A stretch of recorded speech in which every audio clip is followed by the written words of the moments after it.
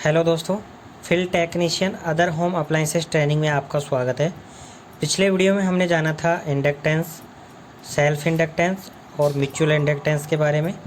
आज हम इस वीडियो में सीखेंगे इलेक्ट्रिशियन टूल्स, इलेक्ट्रिशियन के औजार कौन कौन से हैं, वे क्या क्या काम आते हैं, वे सारी डिटेल।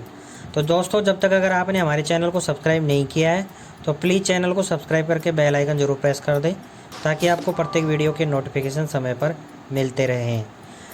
आज इस सत्र को पूरा करने के बाद आप निम्न कार्य कर सकेंगे। आज का जो हमारा सत्र है वो 16 नंबर का। पहला हम सीखेंगे बिजली मिस्त्री के औजार की पहचान करना, औजार के उपयोग के बारे में सीखना, क्या क्या औजार हैं, क्या क्या औजार, कौन कौन से औजार क्या क्या काम आते हैं उनके बारे में।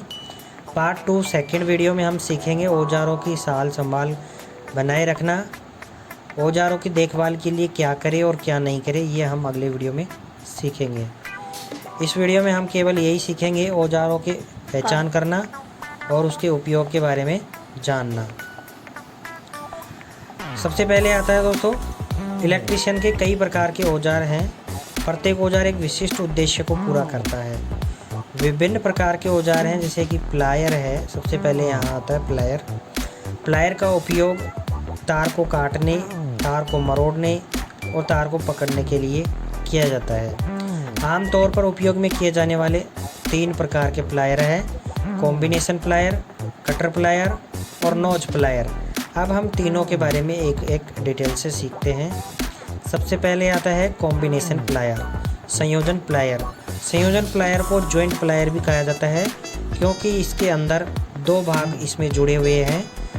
पहला और दूसरा 2 भाग इसमें आपस में जुड़े हुए हैं पायलट पॉइंट के थ्रू। ये पायलट पॉइंट है इसके बीच में, यहाँ पे इसमें ये दोनों जुड़े हुए हैं, इसलिए इसको जॉइंट प्लायर भी कहा जाता है। संयोजन प्लायर का उपयोग निम्न कार्यों के लिए किया जाता है, जैसे कि तार को काटने के लिए।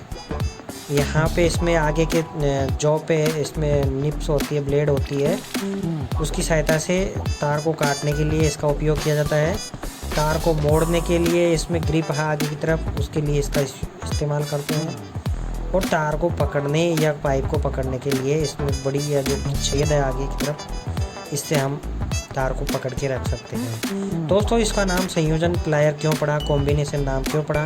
क्योंकि कॉम्बिनेशन इसका नाम इसलिए पड़ा है क्योंकि ये एक ऐसा टूल है जो एक ऐसे टूल से हम कई कार्य कर सकते हैं। जैसे मैंने अभी बताया आपको, तार को काटना, तार को मोड़ना, तार को पकड़ के रखना इत्यादि काम हम केवल एक ही प्लायर से कर सकते हैं, इसलिए इसको संयोजन प्लायर या कॉम्बिनेशन प्लायर कहा जाता है। उसके बाद में आता है कटर प्लायर। केवल तारों को काटने के लिए इस प्लायर का इस्तेमाल किया जाता है और काटने के लिए इसका इस्तेमाल किया जाता है, इसलिए इसको कटर बोलते हैं, कटर प्लायर। विशेष रूप से तारों को काटने के लिए उपयोग किए जाते हैं, विशेषकर उन मामलों में जहां संयोजन प्लायर का उपयोग नहीं किया जा सकता। तो ऐसी जगह जहां हमें संयोजन प्लायर से तार काट नहीं रहे हैं या उसे उपयोग में नहीं ले सकते, वहां पर हम इस प्रकार के टूल्स का इस्तेमाल करते हैं केवल तार को काटने के लिए।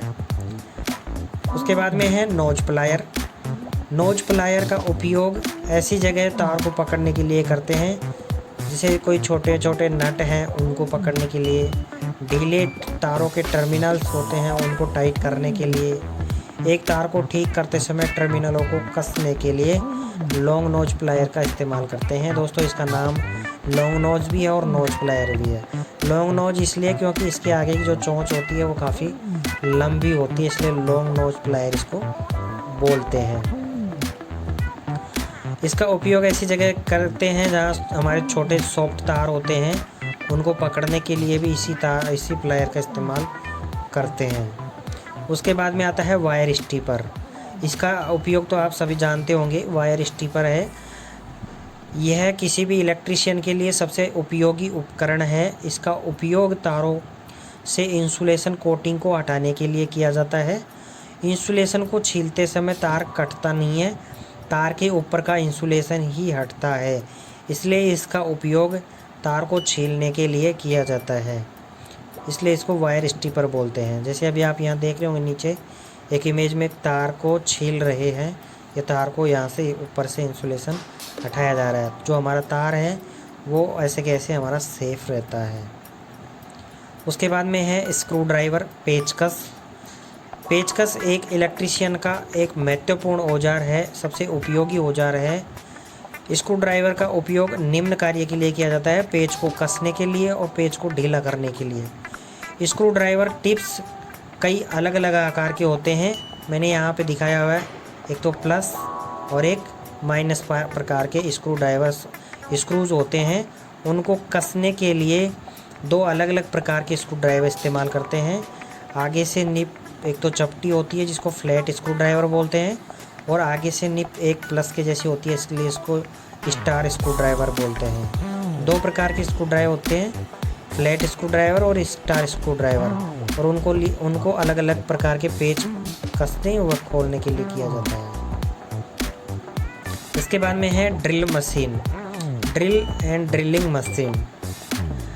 बिजली की फिटिंग करने के लिए ड्रिल मशीन बहुत उपयोगी होती है। ड्रिल मशीन का उपयोग सभी प्रकार की सतहों में छेद करने के लिए किया जाता है। जैसे कि लकड़ी की सतह में छेद करने के लिए ड्रिल मशीन का उपयोग कर सकते हैं, दीवार में छेद करने के लिए ड्रिल मशीन का इस्तेमाल कर सकते हैं, दांतों की सतह पर छेद करने के लिए ड्रिल मशीन का इस्तेमाल कर सकते हैं, प्लास्टिक की सतह पर हम इस मशीन का उपयोग कर सकते हैं। छेद करने के बाद में हम उसके अंदर रोल प्लग डालते हैं। रोल प्लग डालने के बाद में ये स्क्रू कसते हैं।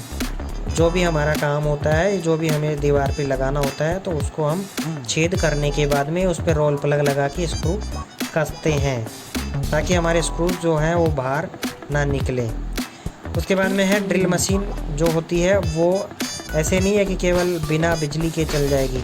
ये एक ऐसा उपकरण है जिसको चलने के लिए या इसको ऑपरेट करने के लिए बिजली की आवश्यकता होती है, और इसके कई महत्वपूर्ण भाग हैं। जैसे कि हैंडल है, हैंडल यहाँ पे होता है, जो इसका स्विच होता है वहाँ पे हम इसको पकड़ते हैं ताकि हम इसको पकड़कर ड्रिलिंग कर सकें। उपकरण का बाहरी आवरण कवच जो होता है इंसुलेटेड होता है, प्लास्टिक का होता है, जो हमें विद्युत का झटका नहीं लग सके, क्योंकि हम इसको पकड़कर काम करते हैं। स्विच होता है इसको ऑन और ऑफ करने के, यहाँ ब्लैक कलर का आपको दिख रहा होगा।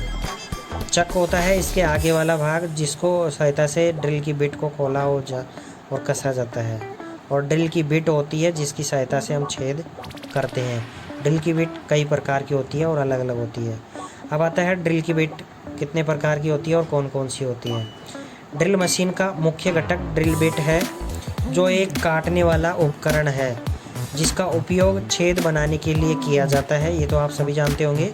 ड्रिल मशीन की बिट का उपयोग हम छेद करने के लिए करते हैं, और जो बिट होती है वो कई प्रकार की होती है, जैसे कि tank, shank, body, flute, land, point, angle और कटिंग लिप, चीजल एडिस इत्यादि प्रकार की चीजल्स ये होती है बिट्स। इनके अलावा और भी कई प्रकार की बिट्स होती है जिसका इस्तेमाल हम ड्रिल मशीन में लगा करके दीवार में छेद करने के लिए इनका इस्तेमाल करते हैं।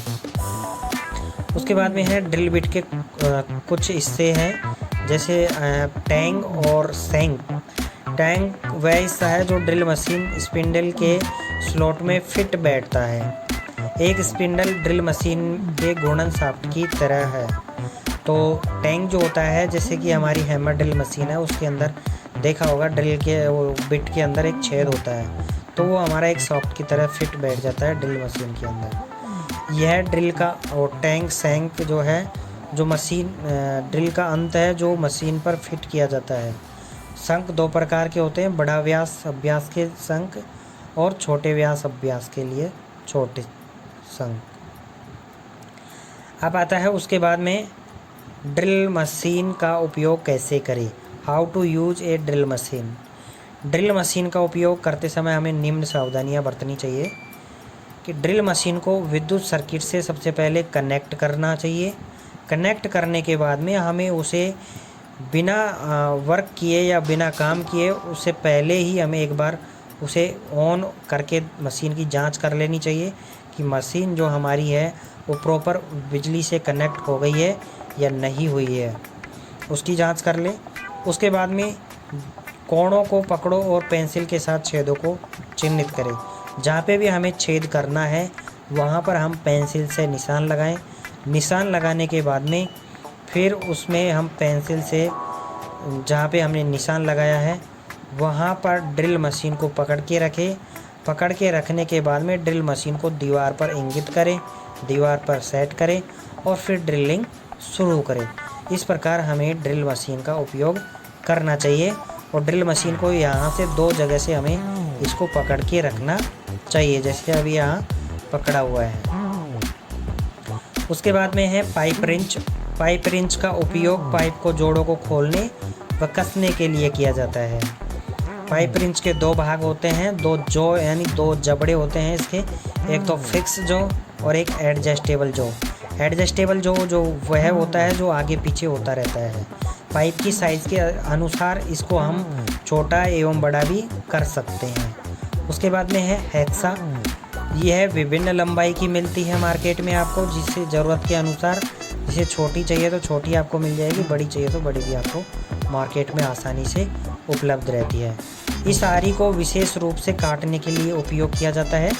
अब इससे कौन कौन सी धातुएं हैं जो कटती हैं, जैसे कि धातु है, मेटल्स हुआ, लोहा इत्यादि प्रकार का जो भी मेटल्स आता है उसके अंदर, लोहा हुआ, एल्युमिनियम हुआ, कॉपर हुआ इत्यादि प्रकार। प्लास्टिक हम इससे काट सकते हैं और पीवीसी के पाइप्स या पीवीसी की प्लास्टिक हम इससे काट सकते हैं। हेक्सा से, हेक्सा के अंदर एक ब्लेड लगी होती है, जैसे कि अभी आप यहाँ देख रहे होंगे। इसमें नीचे की तरफ ब्लू कलर की जो ब्लेड्स हैं वो ख़राब होने पर हम इसको आसानी से बदल भी सकते हैं। उसके बाद में है रोल प्लग। मैंने आपको बताया था ड्रिल मशीन से छेद करने के बाद में रोल प्लग डाला जाता है, रोल प्लग टूल्स। फिर उसके बाद में इस रोल प्लग टूल्स के ऊपर पेच कसा जाता है। तो ये इस रोल प्लग टूल्स को हम ठोस जगह पे इस्तेमाल कर सकते हैं और जहाँ पे ईंट वाली दीवार है वहाँ पे भी हम इसको इस्तेमाल कर सकते हैं। तो रोल टूल का उपयोग बनाए गए छेद में फिट करने के लिए, पेच को फिट करने के लिए रोल प्लग टूल्स का इस्तेमाल किया जाता है। उसके बाद में है ball pin hammer. Ball pin hammer का ये सबसे बहुत उपयोगी उपकरण है या औजार है। इसका उपयोग कील पर हथौड़ा मारने के लिए, दीवार पर छेनी मारने के लिए और कील को ठोकने के लिए इसका इस्तेमाल किया जाता है। बॉल पिन इसका नाम इसलिए है क्योंकि इसकी एक सतह आगे से गेंद की जैसे गोल होती है या गेंद जैसी होती है, इसलिए इसको बॉल पिन हैमर बोला जाता है। उसके बाद में है क्ला हैमर। क्ला हैमर का उपयोग कील पर हथौड़ा मारने के लिए करते हैं, कील को हटाने के लिए करते हैं, कील को सीधा करने के लिए करते हैं और कील को वापस अंदर डालने के लिए क्ला हैमर का इस्तेमाल करते हैं। तो ऐसी जगह जहाँ पिंसर से हम काम करते हैं, पिंसर का काम ये हथौड़ा भी कर सकता है, इसलिए इसका उपयोग वहाँ किया जाता है जहाँ पे कील को ठोकना है, कील को सीधा करना है, कील को निकालना है, वहाँ हम इस प्रकार के हैमर का इस्तेमाल करते हैं। उसके बाद में है सोल्डरिंग आयरन। इसका उपयोग टाँका लगाने वाले लोहे का उपयोग किया जाता है। तारों को जोड़ने के लिए, वेल्ड टर्मिनलों को वेल्ड करने के लिए सोल्डरिंग आयरन का इस्तेमाल किया जाता है। तो 2 धातुओं को आपस में जोड़ने के लिए भी सोल्डरिंग आयरन का इस्तेमाल किया जाता है। इसके अंदर उपयोग में आने वाले रांगा, शीशा और टिन होता है जिसको हम बोलते हैं रांगा।